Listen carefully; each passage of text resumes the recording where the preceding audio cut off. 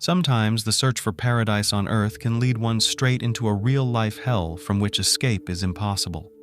However, it's only fair to note that a significant factor in this journey is who accompanies you in search of this paradise. Choosing a companion should always be done with the utmost care and caution, yet sometimes, even the person who seems closest and dearest can turn into a true, merciless monster.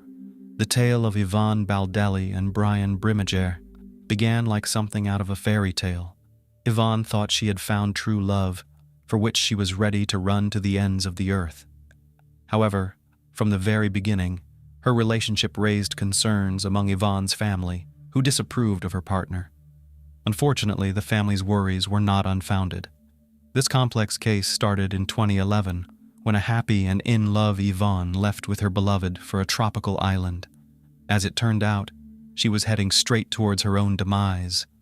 Only several years later, disfigured fragments of her body were discovered in a swamp, bagged alongside the remains of her cherished pets. Yvonne's family exerted considerable effort to achieve justice, efforts that cost another family member their life. Who was Yvonne Baldelli?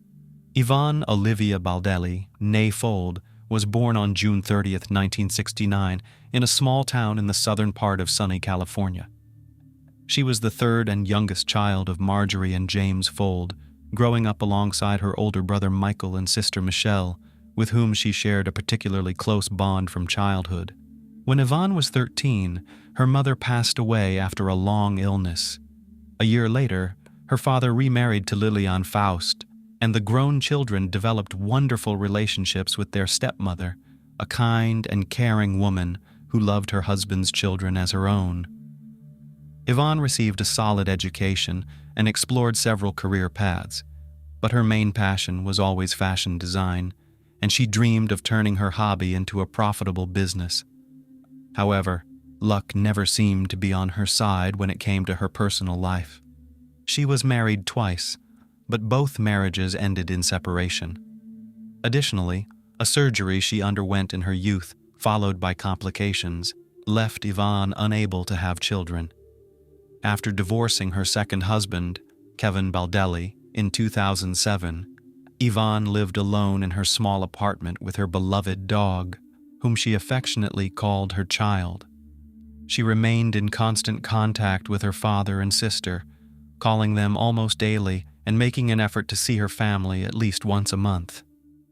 Meeting Brian and the love triangle.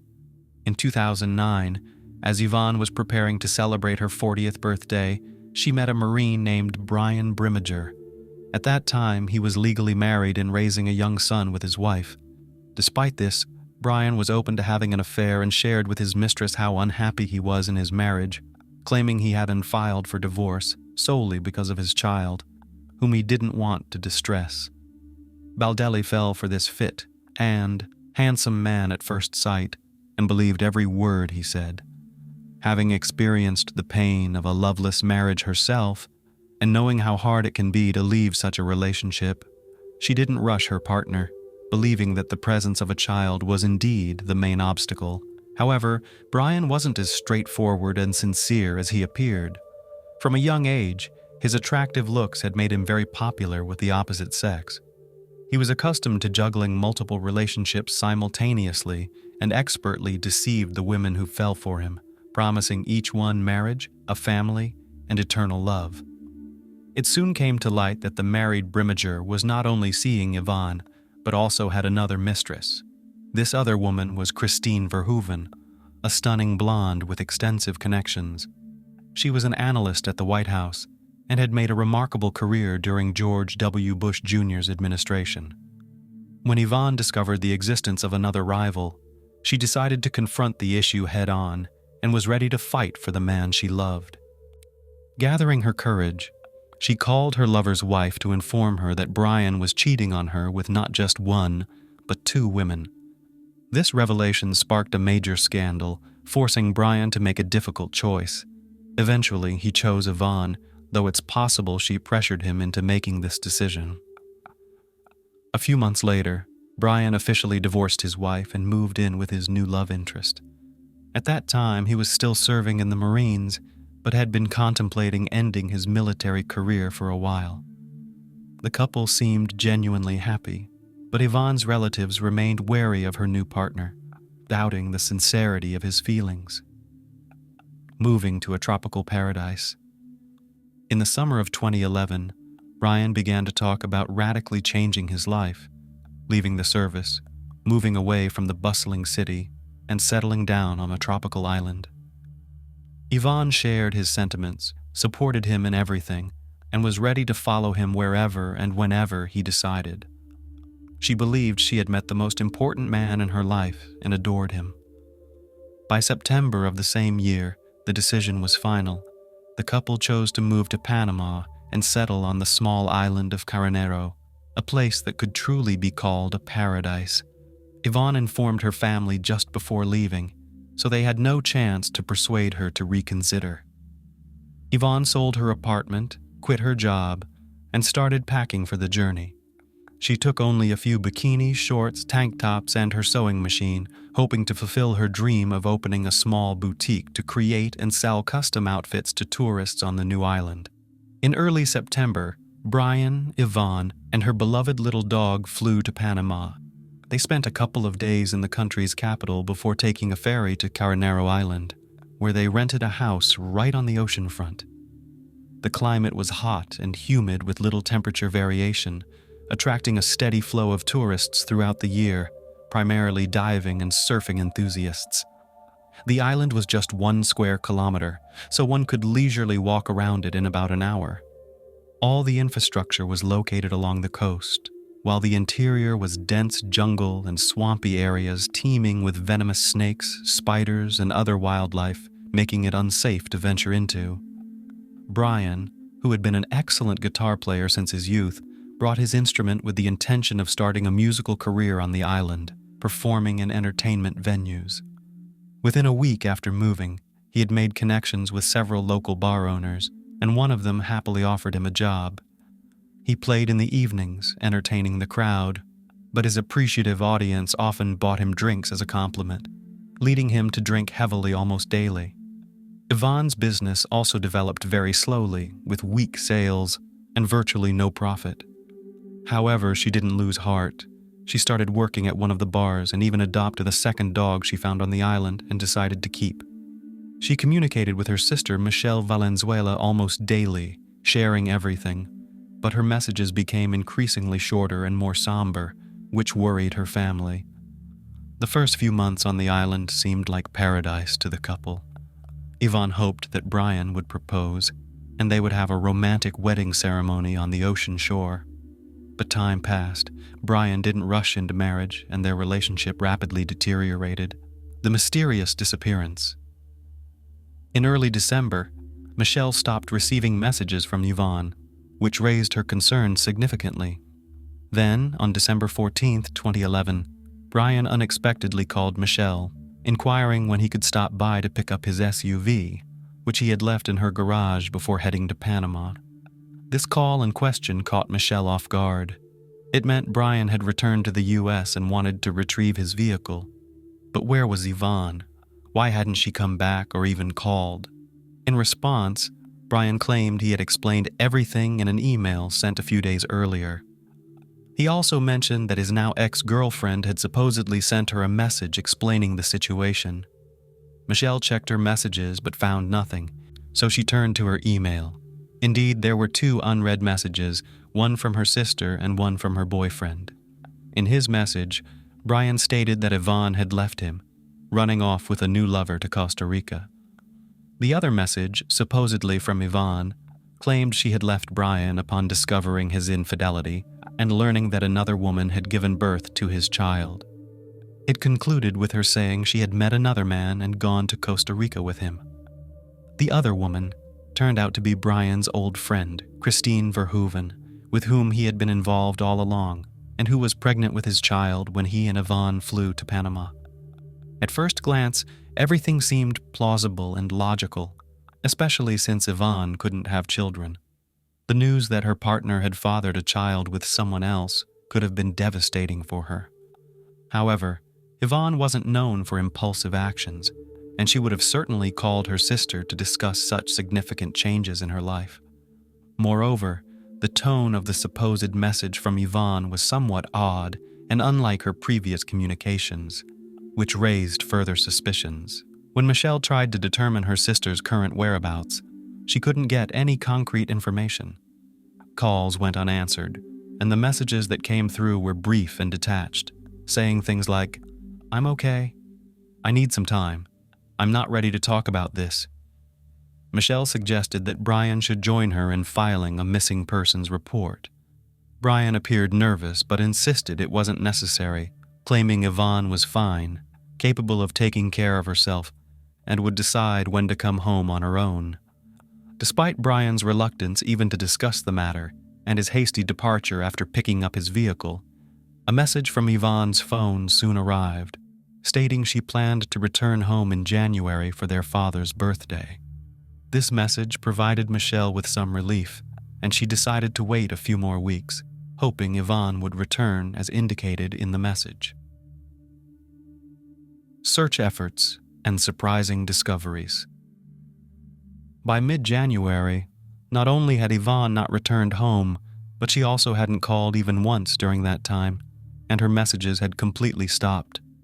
Moreover, Michelle was shocked to learn that Brian had gotten married to the mother of his child, Christine Verhoeven, right before the new year, which seemed very odd since he had parted ways with his former girlfriend just a few weeks before the celebration. Concerned, Michelle finally went to the police and reported her sister missing, suspecting that Yvonne had not gone to Costa Rica. An official inquiry sent to Panama confirmed her fears. It was definitively established that Yvonne Baldelli had not left the country. Valenzuela then turned to her cousin, a programmer, to help trace the IP address from which Yvonne's messages were sent, determining their actual origin. It turned out the emails, supposedly sent by Yvonne from Costa Rica in December, were actually sent from Dana Point, California, where Brian was located. The same IP address was used for an email sent by Brian himself. With the situation becoming increasingly alarming, Michelle hurriedly informed the police about her discovery. Valenzuela reached out to the FBI and the State Department, sharing her suspicions that Brian had harmed her sister in Panama, and then continued to send messages from her phone and email, pretending to be her for about a month. However, there was not enough solid evidence at the time to arrest him, so law enforcement could only interview him and continue gathering proof of his guilt. It was revealed that Brian had proposed to Christine while still in Panama with Yvonne. He promised Verhoeven that he would soon return, they would get married, and raise their daughter together. Moreover, Christine was unaware that her child's father had gone to the island with another woman, as he had told her he was there on business. The family's own investigation. 2 months after the woman's disappearance, her sister and niece personally flew to Panama. There, they sought the expertise of Don Winner, a former U.S. intelligence officer turned investigator specializing in locating missing U.S. citizens. They shared the story of Yvonne's disappearance and the version of events provided by Brian. Winner, after listening to them, immediately expressed concern that the chances of Yvonne being alive were slim. With vast experience in such investigations and leveraging his connections, Winner decided to put pressure on the Panamanian government and publicize the case, turning the disappearance of an American woman into international news. A press conference was also organized with the participation of Yvonne's family members. Later, Yvonne's father, stepmother, brother, and several other relatives and close friends arrived in Panama to join the search and assist the investigation. Together, they went to the tropical island of Carnero, combing it thoroughly, yet they found no trace of Baldelli. Their search efforts were hampered by dense undergrowth and swampy marshes teeming with wildlife. In addition, the family questioned the island's residents about how well they knew Brian and Yvonne and what they could say about them.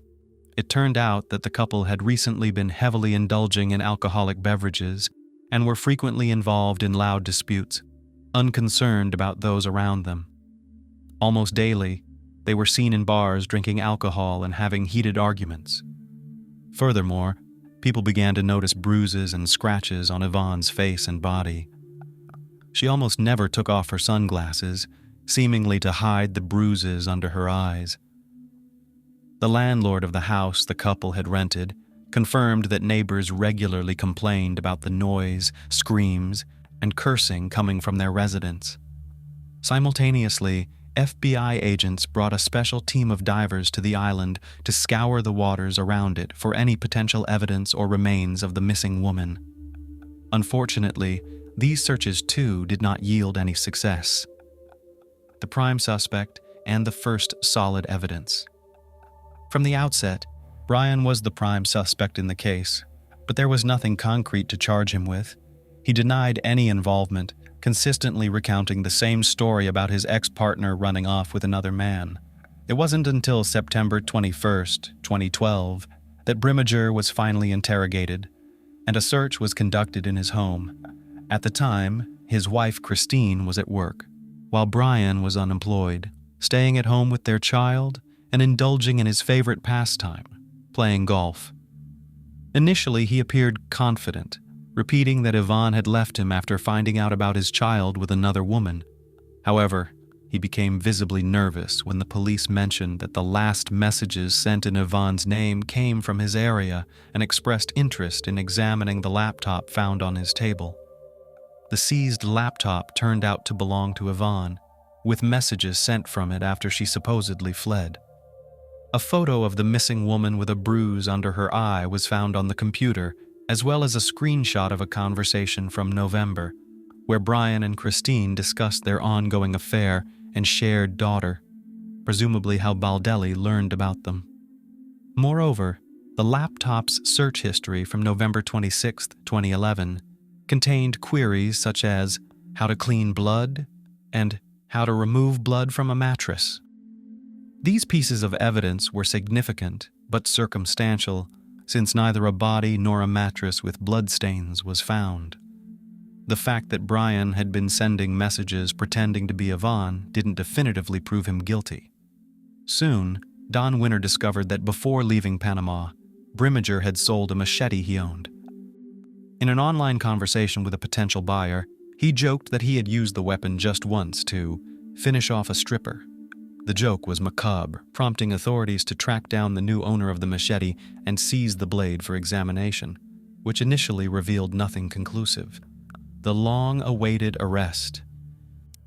The police overlooked another crucial detail: Yvonne's bank card, which Brian used after her disappearance. To add credibility to his story, before returning to the States, he decided to make a trip to Costa Rica and use the missing woman's card a couple of times, creating the illusion that she had indeed fled to that country. He paid for his tickets in cash and withdrew money from different locations in San Jose, draining the card before discarding it. However, Brimager failed to consider that he was captured on surveillance cameras at the ATMs. It wasn't until July 2013, a year and a half after the woman's disappearance, that her relatives, armed with all the evidence gathered by the police, FBI agents, and Don Winter, finally managed to secure Brian's arrest. Initially, he was detained on charges of making false statements and obstructing the investigation, as there was nothing more substantial to charge him with at that time. By then, he had become a father for the second time. Christine had given birth to a son just a week before his arrest. Authorities attempted to engage the suspect in a candid conversation, offering him a chance to confess to the crime and disclose the location of the body, but Brian consistently denied any wrongdoing. His lawyer also insisted on the absence of a body or direct evidence, proving Yvonne's demise and Brian's involvement in it. The gruesome discovery in the swamp. Just 2 months after Brimager's arrest, a significant breakthrough occurred in the case. On the island of Carnero, a worker taking a shortcut wandered into the swampy underbrush and spotted an army backpack barely visible above the water's surface. Driven by curiosity and hoping to find something valuable or useful inside, he looked in the bag, only to recoil in horror at the sight of a human skull staring back at him. He immediately reported his find to the police, and responding officers took the backpack for examination. Inside were fragments of a human body, along with the remains of 2 small dogs. The remains had been chopped up, placed in the bag, and discarded in a location where it was assumed they would never be found. DNA testing confirmed that the human remains belonged to Yvonne, although limbs were missing. Pathologists also determined that she had been brutally beaten before her demise, with a broken nose, cheekbone, and several missing teeth. The demise of the dogs was probably orchestrated to lend credence to the narrative, as it seemed implausible that she would willingly leave behind her cherished pets on the island, suggesting a scenario where they were eliminated and laid to rest alongside their owner. When the chop marks found on the victim's bones were matched with the blade of the machete, there was no doubt. The body had been dismembered using this weapon, as each blade has its own signature, akin to a person's fingerprints. With this evidence, Brian was formally charged with murder, dismemberment, and concealing a crime. The trial and verdict. In early 2014, Michelle Valenzuela was diagnosed with an advanced stage of aggressive cancer. She had been so consumed by the investigation into her sister's case that she neglected her deteriorating health, postponing visits to the doctor. After undergoing intensive treatment for about 6 months and realizing it was in vain, she decided to dedicate the last months of her life to seeking justice for her sister. In September 2014, when doctors told Michelle she had only a few weeks left, she declared that although she was losing her battle with the disease, she would continue to fight for her sister until her last breath. Choosing to make her testimony in front of Brian, she detailed everything she knew and submitted all their correspondence with Yvonne to the court. She meticulously described Brian's actions after her sister's disappearance and then fainted from weakness. Michelle passed away 3 days later. The prosecution argued that on the evening of November 26th, following another argument with Yvonne, when she discovered Brian's communications with Christine, Brian, in a fit of rage and under the influence of alcohol, assaulted Yvonne and then fatally stabbed her. He then dismembered her body in the bathtub using a machete, also using it to take the live Yvonne's beloved dogs, and placed the remains in his military backpack. The limbs that didn't fit in the bag were dumped in the ocean, dropped off a rocky cliff early in the morning along with the blood-stained mattress. Brian carried the backpack deep into the island and submerged it in a swamp. For the next few weeks, he continued living in the same coastal house, meticulously erasing any evidence of the crime.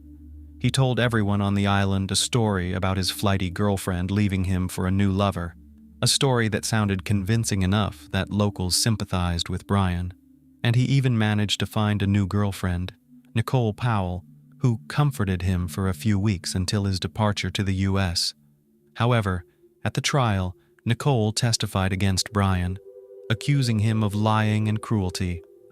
Faced with irrefutable evidence, Brian was forced to admit his guilt, but insisted that it was self-defense, claiming Yvonne had first attacked him with a knife, which he then used against her. He claimed all subsequent actions were carried out in the state of shock, asserting he didn't remember dismembering and packing the body, taking the lives of the dogs, and so forth. However, his internet searches and attempts to eliminate evidence spoke to his full awareness, and attempts to fabricate a story to justify Yvonne's absence. In the spring of 2016, Brian was found guilty of manslaughter and sentenced to only 26 years in prison, with the possibility of parole in 2035. His service in the Marines was considered during sentencing, allowing him to avoid a life sentence. Lastly, Brian's wife, Christine Verhoeven, stated she still believed in her husband's innocence and would support him no matter what. The angry man walked out of the house, slamming the door hard. He reached the driveway and stopped. He ran his hand through his black, disheveled hair several times. The man was visibly nervous and said something quietly under his breath, then walked briskly back toward the house. He tugged sharply on the doorknob and stepped inside.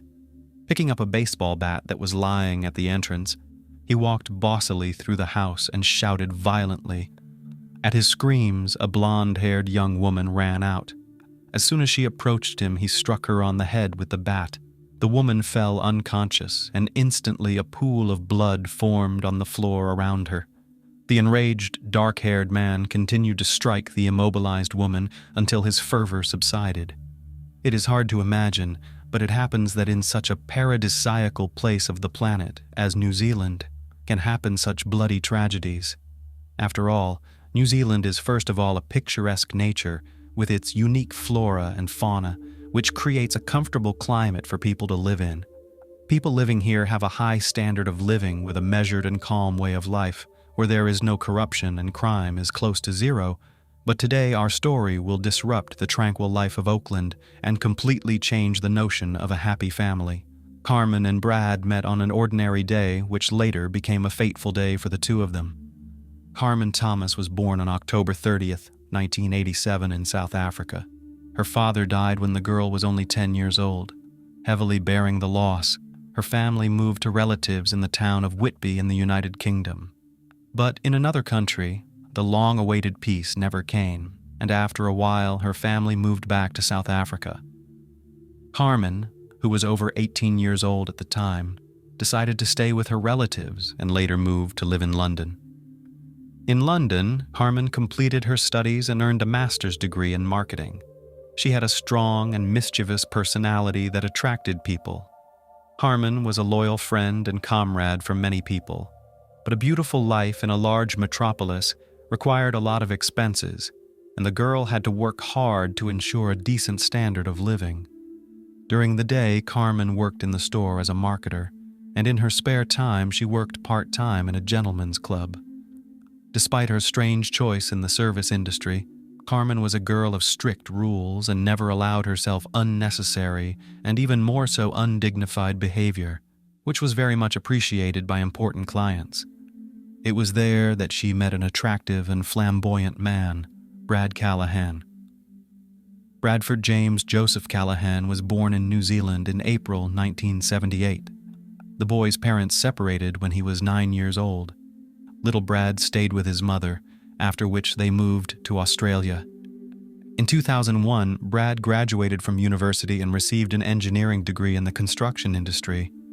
At the invitation of a large construction company, he moved to the UK, where he was offered a position as chief structural engineer for a large business complex. For important negotiations and added status, Brad turned to a gentleman's agency, and his choice fell on the beautiful Carmen. The man was intelligent, tall, black-haired, with bright dark eyes, but he could not afford a real relationship because of too much ambition and busy career. He had no free time for a permanent relationship. After a successful business dinner, Brad was conquered by the open and radiant Carmen. They continued informal communication, which was repeated again and again. After a while, they formed a good friendship, which later grew into love. The candy bouquet period flew by very quickly, and the lovers began to live together. Their life together was based on trust and care. They sincerely supported each other and looked absolutely happy. After a while, Carmen became pregnant, and Brad decided that the best solution for them would be to return to New Zealand, to a country with clean air and the measured course of life. They returned to Auckland. In March 2005, Carmen and Brad had their son Jack. Jack brought more joy and happiness into their lives. From the first days, Carmen and Brad took care of his safety and provided everything they needed for his happy childhood. To them, Jack was the most important thing in their lives. However, with the birth of their son, serious disagreements arose in their relationship. The first misunderstandings appeared because of the upbringing of the child.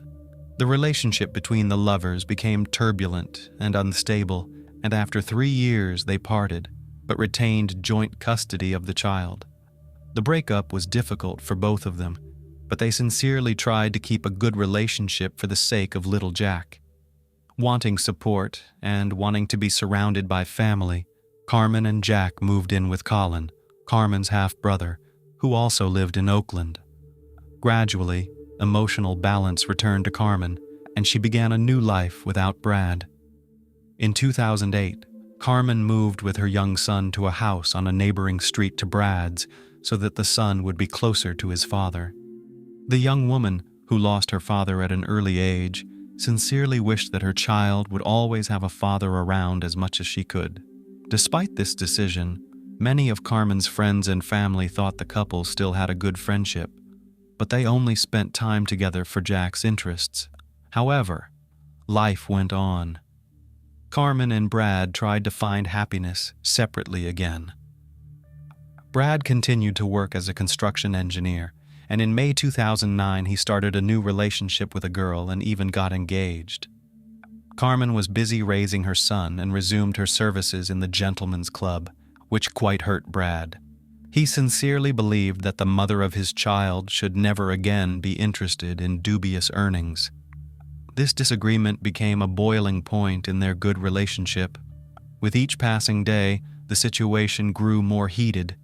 Carmen gave ultimatums to Brad, and he in turn simply ignored the requests of the former lover. Nevertheless, Brad entered into a new marriage and was preparing to become a father again. New financial obligations directly reflected on the alimony, which he paid under the agreement Carmen for the maintenance of Jack. The money was the last straw in a series of scandals. On March 19, 2010, neighbors called the police. The police officers arrived and responded to an incident of domestic violence. Carmen attacked Brad during another quarrel and received a warning. The relationship finally deteriorated.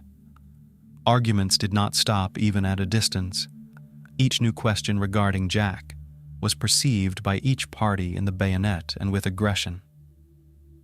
Once loving parents for a long time could not agree on what school Jack should go to, and it again led to a number of unsolvable problems and a chain of scandals. On June 29, 2010, Brad again came to Carmen's house to make a new written agreement to pay child support and to discuss a new school for Jack. Carmen was not satisfied with the document, and she kicked Brad out of the house, yelling in the wake that Jack was not his son. Brad left. 2 weeks later, Brad tried to speak to Carmen again, but she did not make contact. On July 13, 2010, he reported Carmen Tarmas missing to the police. The police took the report and began searching for the missing woman from video camera images and interviews with neighbors. Reconstructing the chronology of events since the last communication between Carmen and Brad, investigators found out some important details that should help in the search for the woman. They managed to find out that on June 29th, a surveillance camera recorded Carmen at a supermarket near her home. While inspecting the rented house where Carmen lived with Jack, the lack of a garbage can on the outside caught the attention of police. Inside the house, there were also traces of blood on the front door, on the washing machine, near the sink and shower.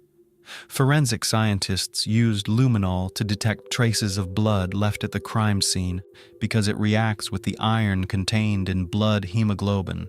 The multiple patterns that appeared confirmed the presence of blood on the bathroom door and on the floor. The landlady told investigators that on June 29th, she heard loud screaming followed by prolonged crying and moaning. Recalling that day, she said she knocked on Carmen's door, but no one answered. She had to look out the window. She saw a street trash can and an overturned fabric horse, which is a drying rack usually made of wood or metal for drying clothes. Startled, the landlady called her husband, but while she waited for him to arrive, Brad walked out of Carmen's house and into the driveway. He was carrying soiled clothes in his hands, and upon seeing the landlady, Brad rushed to explain that Carmen had become ill after a medical procedure and had vomited blood. However, the landlady noticed Brad's condition. He looked like he had just taken a shower. The woman had no reason to disbelieve the man's story and did not call the police. The search continued, and Carmen's cell phone caught the attention of the police. Messages were being sent from her phone on a regular basis, but the manner of communication and tone of the messages were different and did not resemble Carmen's previous manner of communication. The outgoing messages and calls continued until July 10th. Where did the woman go if she needed medical help, and why? The investigators did not have to look for answers to these questions for long. During further investigation, Carmen's car was found. In the back seat of the car was found luggage, clothes, and other belongings of the woman. The examination of the seized suitcase on some of the things were found traces of blood. A note was also found in the car indicating that Carmen owed money to the agency where she worked. In the glove compartment was an envelope with Misty's name on it and the sum of $270. Police Inspector Mark Benefield, after finding traces of blood in Carmen's car, first raised the possibility that the woman had been murdered. Police searched the countryside southeast of downtown Auckland for the body of Carmen Thomas after a new report that her car was spotted around the time she went missing, but the search was inconclusive. The investigation and search for the woman continued. When investigators examined Carmen's and Brad's phones at the same time, they discovered both phones had been nearby the entire time they were being searched, and Carmen's phone was not connected to a cell tower in Hamilton. Going forward, one of the most important pieces of evidence was the missing trash can. It remained to be seen if it could be the same bin that had disappeared from its place near the house, and that a neighbor had through her window on the day Carmen disappeared. But what did the trash can need to be inside the house for? The police did not refute the idea of the worst possible outcome and rechecked Brad's cell phone and spending by examining his bank card details and traced his shopping list. On June 30th, Brad Callahan, a meat cleaver, and a large plastic container, as well as several garbage bags. By scrutinizing Brad's daily routine, police identified some exceptional events that did not fit into the young father's daily to-do list. It turned out that on one workday, Brad arrived at the construction site very early and walked alone around the property for a long time.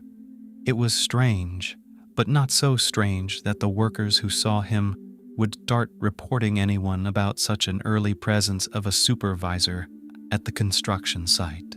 Based on the evidence gathered, such as Carmen's cell phone and questionable purchases, Brad went from victim to suspect. Police believed that Brad Callahan killed his former lover by hitting her several times in the head and carefully hiding the body. On September 21st, Brad Callahan was arrested on charges of murdering Carmen Thomas and attempting to change the course of justice. He pleaded not guilty and is scheduled to stand trial. In a fateful coincidence, Brad's second son from a new lover was born at the time of his incarceration, which caused a wave of emotion and resentment in the young father who was in custody.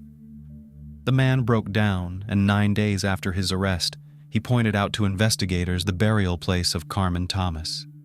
Brad thought he had come up with the perfect plan, part of which was to make it appear that Carmen had gone to Hamilton and never returned.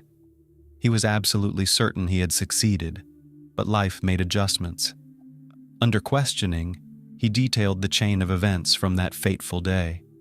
After a bad conversation, Carmen kicked Brad out of the house, yelling in the wake that Jack was not his son. Brad left, but 5 minutes later, he came back into the house and hit Carmen in the head with a baseball bat with such force that she immediately fell unconscious. Blood spurted from her wound, staining the floor a bright red. Heavy breathing filled the room, and Brad stood over the body of his victim with a wild scowl in his eyes. He realized he had just done the irreparable, but he couldn't stop. In a fit of anger and resentment at Carmen's words, he threw several punches again. He knew that his act carried irreparable consequences, but everything remained in the shadow of his insane obsession. Memories flashed before Brad's eyes, happy and endless memories that were now gone forever. Brad knew that his life would be forever changed after that disastrous moment, and that he would not be able to get back everything that was, but it did not upset him at all, because by such an act he had solved his main problem, and Jack was now only his. Having come to his senses, Brad took a shower and then quietly left Carmen's house. In the days that followed, he sprang into action to get rid of Carmen's body and cover up the crime. Callahan called his friend and arranged to meet him outside the supermarket. He asked him to buy 3 black garbage bags, a bottle of kerosene and cleaning products, and waited for him outside the store, hoping to avoid suspicion. Brad then went back into the apartment and cleaned it up. He carefully wiped up the blood spatter and then wrapped the body in a bag and took it out in a trash can. In the following days, the defendant dismembered Carmen's body into 8 pieces to prepare it for disposal. He cut Carmen's legs from her torso at the hip joints. Each leg was cut through the knee into 2 pieces. Her arms and head were also severed from her torso. On July 3rd, he met a good friend at a boat ramp in Okahu Bay, near downtown Oakland. He told him that he had killed Carmen during an argument and needed help disposing of the body, but an attempt to dump the remains into the sea failed due to the friend's refusal to provide a boat.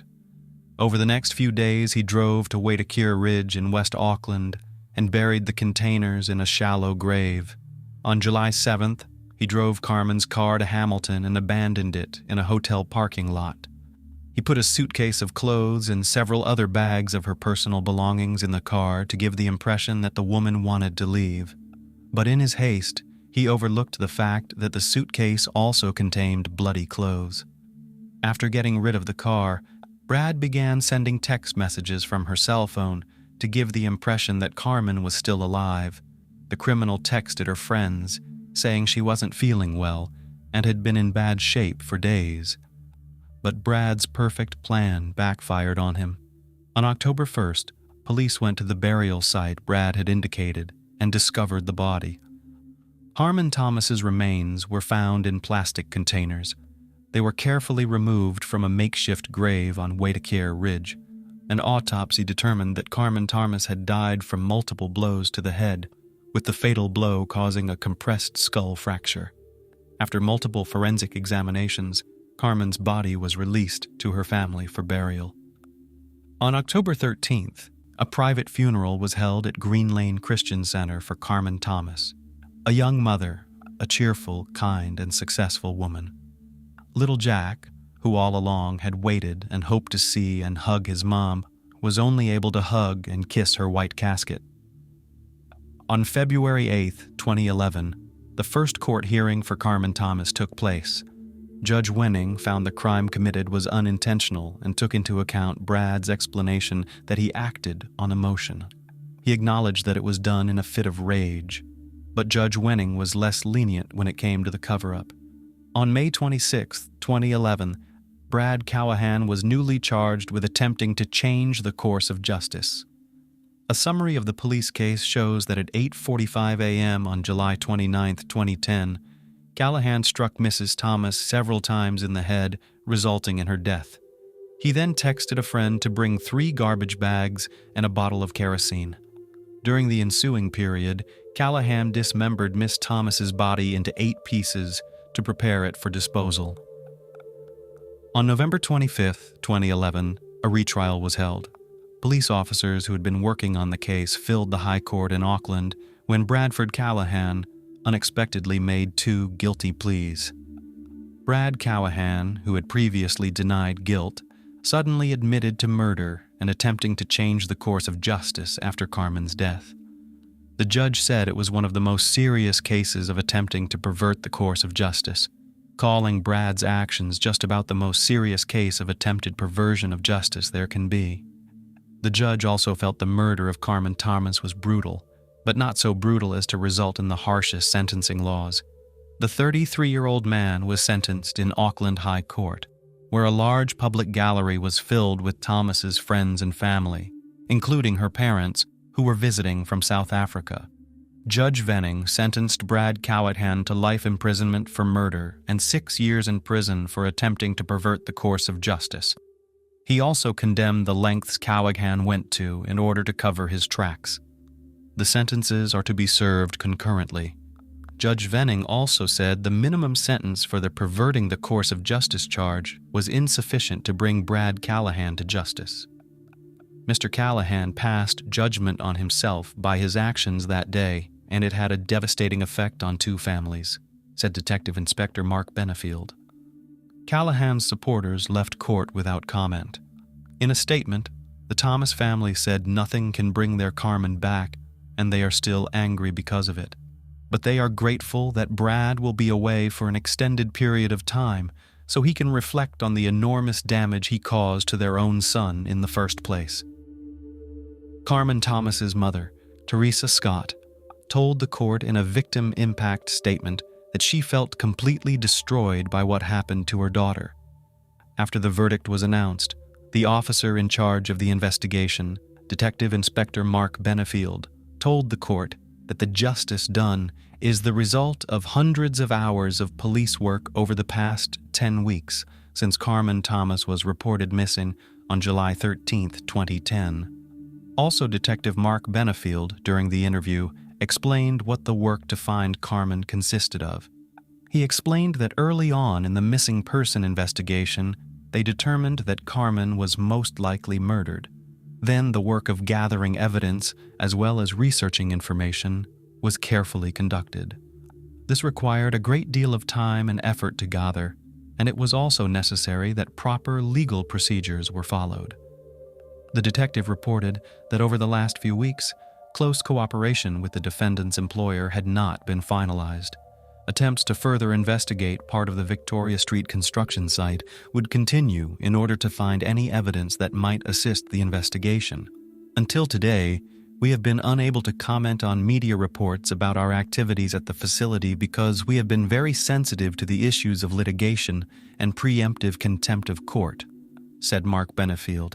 He did not rule out the possibility of further arrests and charges in connection with Carmen's death in the near future.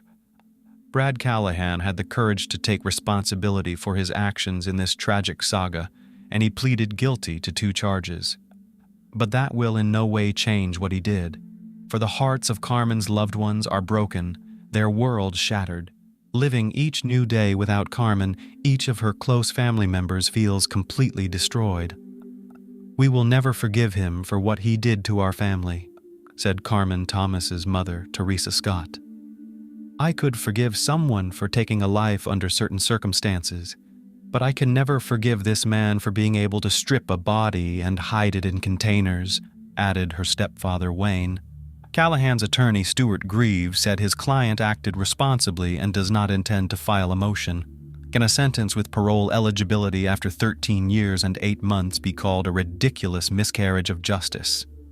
Obviously, since New Zealand only records about 50 murders a year for the entire country, any crime that is a little out of the ordinary is covered extensively by the national media, as are the court cases for those crimes.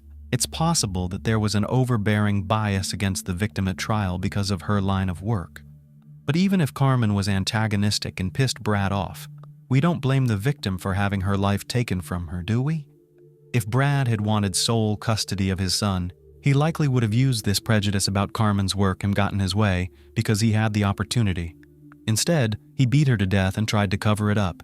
In this situation, we are not diagnosing, we are only speculating. In summarizing this gruesome story, the same question comes up repeatedly.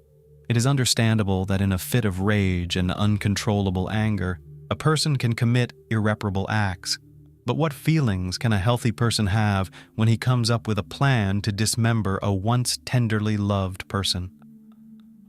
Little Jack Callahan is currently living in another town under an assumed name in the temporary care of his grandmother. He doesn't know that his daddy took his mom's life and must never find out because it wasn't his fault. Absurd. In the spring of 1999, the community of Southport in the United Kingdom was split into 2 camps. The media and television were filled with numerous interviews with Mitchell Key, a man who, though unremarkable at first, had become a true folk hero. His sudden popularity was sparked by a scandal, the mysterious disappearance of his wife, Lindsay Wilson. One day, she left home without a trace, leaving behind 2 young children. Her distraught husband appeared worried and abandoned, pleading for her to reconsider and return. Along the way, he shared details of their marital life, occasionally speaking unfavorably about his spouse. He believed her behavior was driven by a desire for a free and extravagant lifestyle. Mitchell mentioned seeing his former beloved driving around town in an expensive car, although she just passed by. Most likely, the grief-stricken mother had left her children for a wealthy fiancé. Despite the image portrayed on TV and reality, he was enjoying a bachelor's life. As a result, one segment of the population sympathized with the lonely man, offering him attention and support. The other doubted him and suspected him of a horrendous crime. While Mitchell enjoyed widespread attention, law enforcement continued to search for the missing woman. His persona did not inspire trust, and there were complications in the case. According to Lindsay's relatives and friends, the couple's relationship was different from what her husband claimed. Everyone who knew her considered her a faithful wife and caring mother. Therefore, they were convinced something terrible must have happened to Lindsay. Otherwise, she would have made contact long ago. Suspicion was fueled by Mitchell's words during a famous talk show. When the host asked if he had ended his wife's life, his guest said he would not respond to such an indecent question, then paused and added, "Wait and find out." What was the exemplary husband and father implying? Perhaps he knew more than he shared, or was he so confident in his innocence that he was just waiting for everything to fall into place? Answers to these and other questions are forthcoming. Stockholm Syndrome. This is a shocking story about the terrible consequences of Stockholm Syndrome. The term refers to the traumatic bond between an aggressor and a victim, resulting in the victims sympathizing with their aggressor and often defending and justifying their actions. A decade ago, this phenomenon was examined through the lens of the relationship between a criminal and a hostage. However, today it has become widely recognized in the context of domestic relationships, explaining the behavior of a spouse enduring physical and emotional abuse from their partner. Typically, the wife adopts the role of the victim and the husband the tyrant. In most cases, domestic Stockholm Syndrome arises among individuals with a sacrificial mindset, attracting narcissistic characters whom they wish to heal and empower. And to ensure their tormentors do not feel alone, they are ready to share their pain. Let's not delve too deeply into psychology. The essence remains the same. Often, those who become victims of abuse are kind-hearted and empathetic people. Lindsay Wilson was one of them, a young woman who wanted to love and be loved. Her primary mistake was that she failed to recognize the object of her adoration in time. And as time passed, she struggled to escape from their codependent relationship. Lindsay's story. At 17, Lindsay discovered she was pregnant. Raised in a caring, large family, she hadn't imagined becoming a mother so early. She wasn't unprepared emotionally, but the fact that her boyfriend, with whom she'd been since she was 13, fled as soon as he learned about the impending fatherhood both upset and scared her. Lindsay knew all too well the physical and financial demands of motherhood. The Wilson family, though loving and close-knit, had often faced financial challenges. To provide for their children, her parents worked tirelessly. Therefore, when Lindsay met Mitchell Quee 5 months into her pregnancy, she considered it a gift of fate. Mitchell, a 20-year-old, acted like a true gentleman, being attentive and caring. Most importantly, her delicate condition did not deter him. Mitchell assured her he had fallen in love with Lindsay at first sight and wanted to spend his life with her and raise the child as his own. At that time, he was earning well and even started working extra hours so his beloved would want for nothing. The young couple's parents were shocked when they announced their decision to marry. They felt the 5-week-old relationship hadn't withstood the test of time and circumstances, and thus couldn't genuinely celebrate for them. The only thing Lindsay's relatives noted was that her former cheerfulness and good health had returned. At the same time, the new boyfriend seemed overly sweet to them, even cloyingly polite. Ultimately, no one interfered with their marriage, keeping their doubts to themselves. Red flag.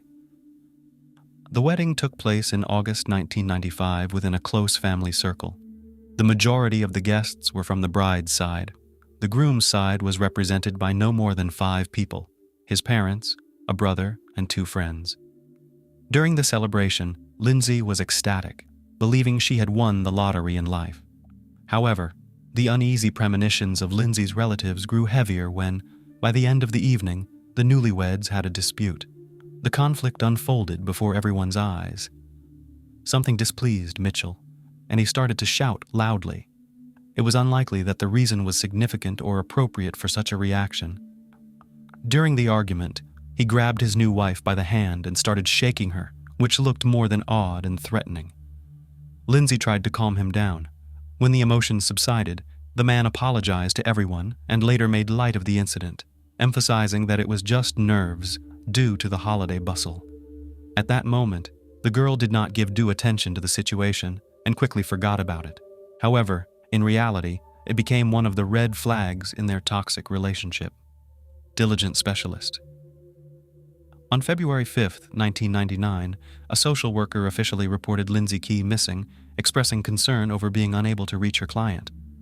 Lindsay had sought psychological support in a short period of their life together due to recurring incidents of domestic violence, and had bravely reported the situation at home. After her disclosure, the social worker had been monitoring the young family. She informed the police that she had been unable to contact Mrs. Key for several weeks. Every time she visited the home, Lindsay's husband would answer the door, and he was also the first to answer any phone calls. The dedicated worker mentioned that she repeatedly asked to speak directly to Lindsay, but received evasive excuses. During her visits, she consistently left her contact details, yet Lindsay never called back. The social worker found this situation unsafe and requested a welfare check. Law enforcement responded to the report and visited the address, but were also unable to speak with Lindsay.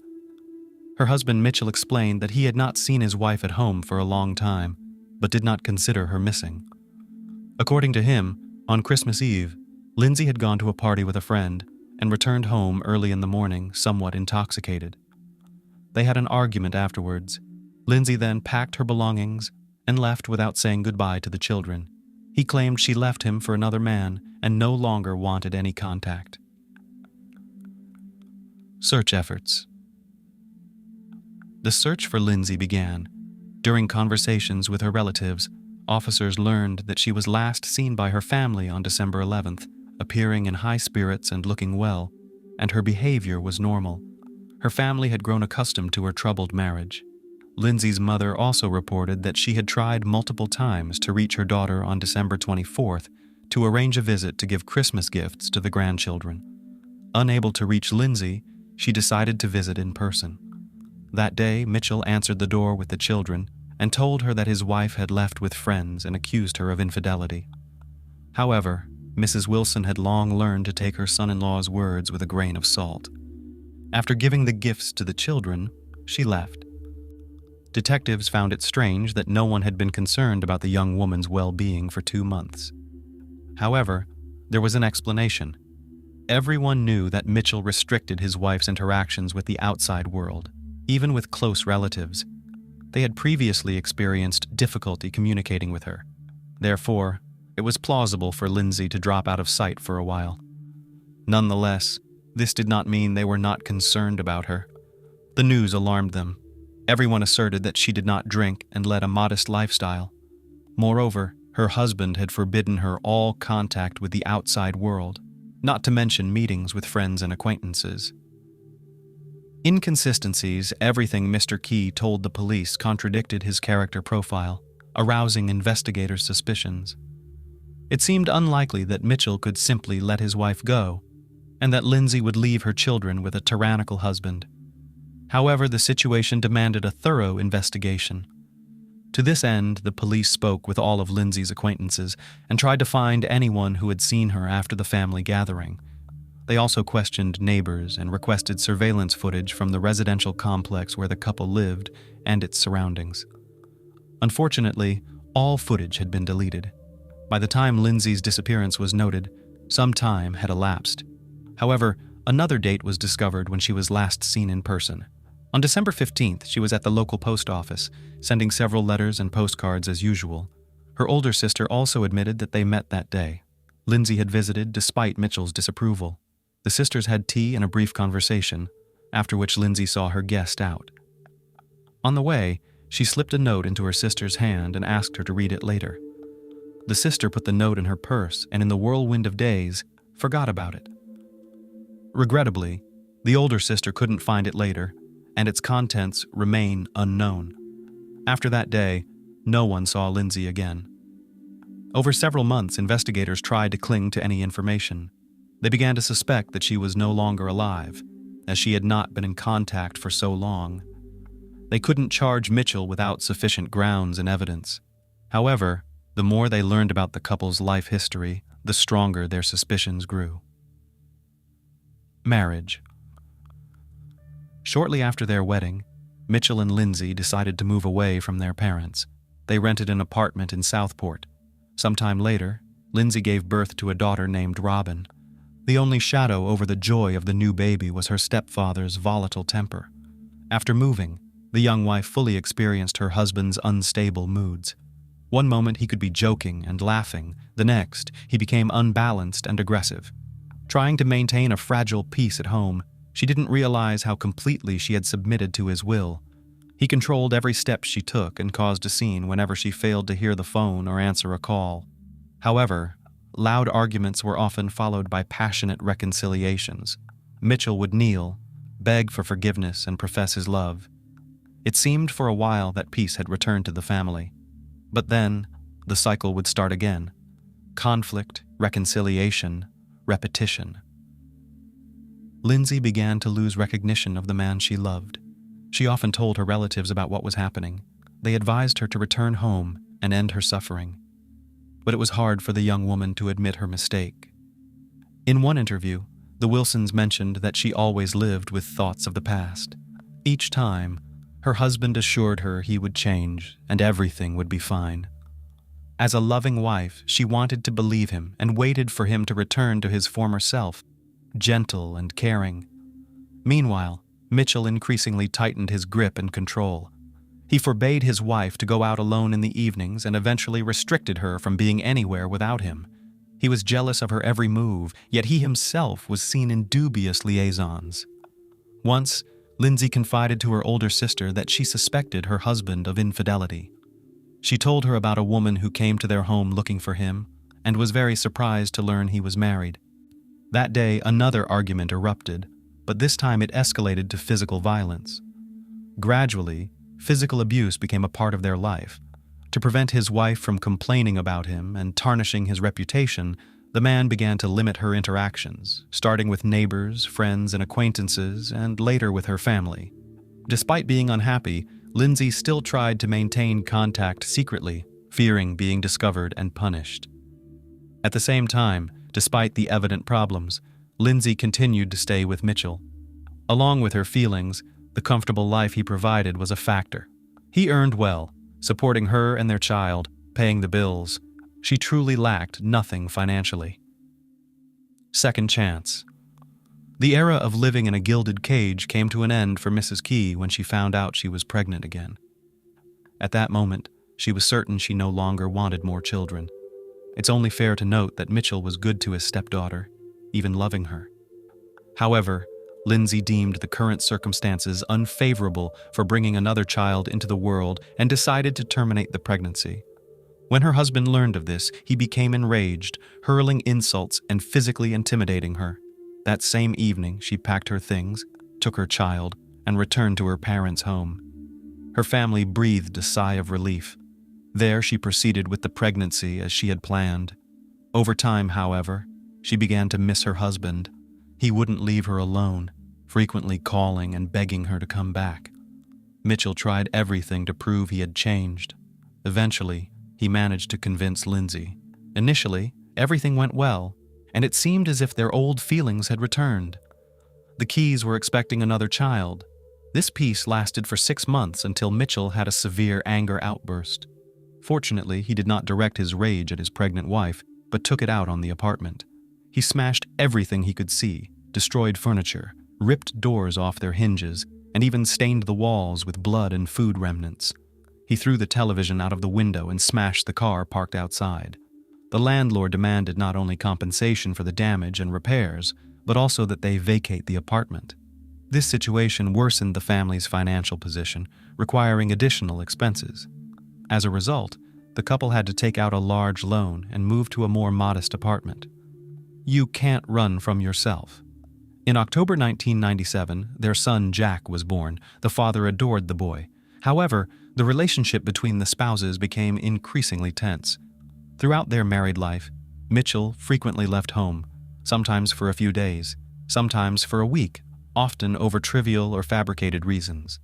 Lindsay had grown accustomed to her husband's behavior. Yet, When he abandoned her again, she filed for divorce and returned to her parents' home. Apparently, she realized she couldn't cope with the separation on her own. Therefore, she reached out to a local charity that assists women in difficult life situations. They helped her find subsidized housing in another city. Lindsay feared that Mitchell would discover her new address or phone number, so she took measures to distance herself from him. After he made several threats, she even obtained a restraining order from law enforcement. With the help of a therapist, she began to rebuild her life. She started a journal where she documented her life and experiences, intending to leave it to her children so they would never repeat her mistakes. The entries confirmed the relatives' claims about the difficult dynamics within the family. Despite her precautions, Mitchell discovered her phone number and incessantly called, demanding to see his son. With her newfound freedom, Lindsay felt lonely, and after a short time, she could not resist his persistence. They began communicating and seeing each other again, and eventually moved back in together. The mother of two was ashamed to admit her own weakness, so she told no one about it. Nevertheless, the secret came out. Relatives and friends were shocked and disappointed by the reunion with the tyrant. They couldn't understand why she had let him back into her life. Mitchell remained unpopular with Lindsay's relatives. They, too, wanted nothing to do with him. Ultimately, their communication nearly ceased. Despite all efforts, Lindsay repeatedly returned to the abusive relationship. Thus, her circle saw no point in trying to save her anymore, accepted the situation, and stepped back. However, this time, her decision proved to be fatal. Villain in disguise. At the outset of the investigation into Lindsay's disappearance, Mr. Key was initially helpful in the search efforts.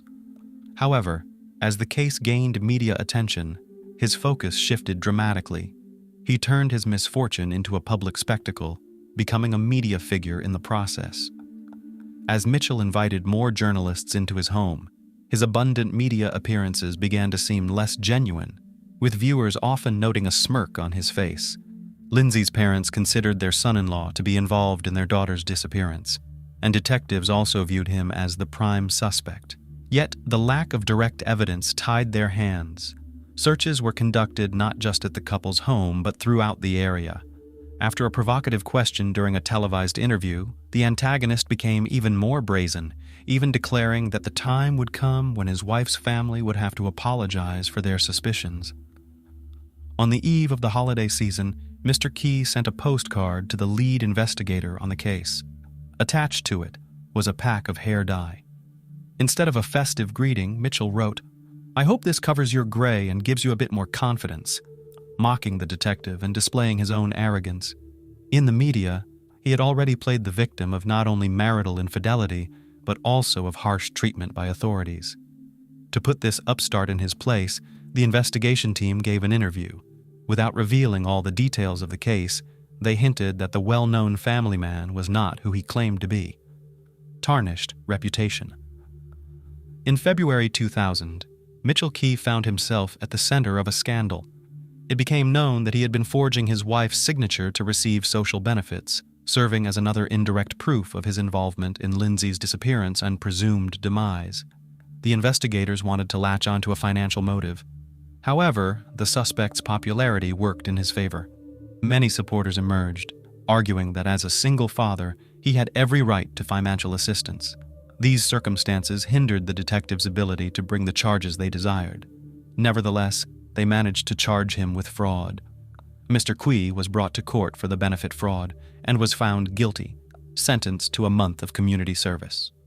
This time, Mitchell couldn't walk away unscathed. The forgery of his missing wife's signature appeared more than suspicious. The number of angry comments increased. Eventually, the man's patience snapped, and he began lashing out, blaming the media for intruding into his personal life. A new beginning.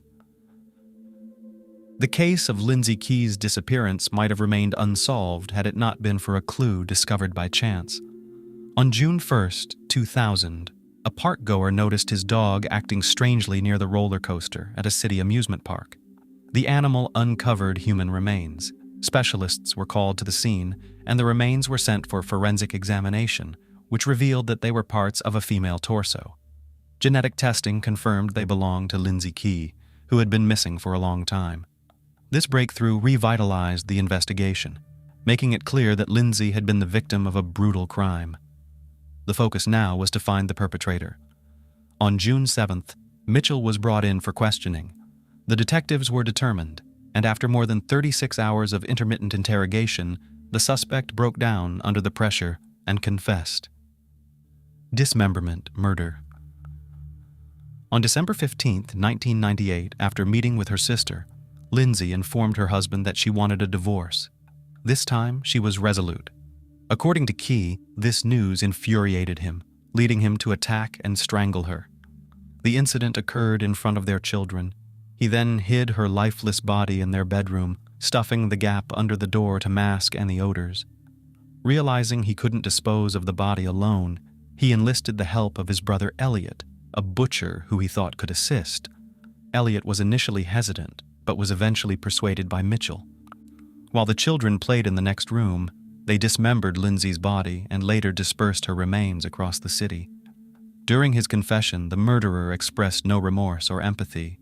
Instead, he seemed proud of his actions, stating that without his confession, they would never have proven his guilt. The next day, he led them to the other locations where he had hidden her limbs. Sadly, her head and one hand were never recovered. The forensic comparison confirmed that the remains were indeed Lindsay's. There was no doubt about Mitchell's guilt. The final judgment.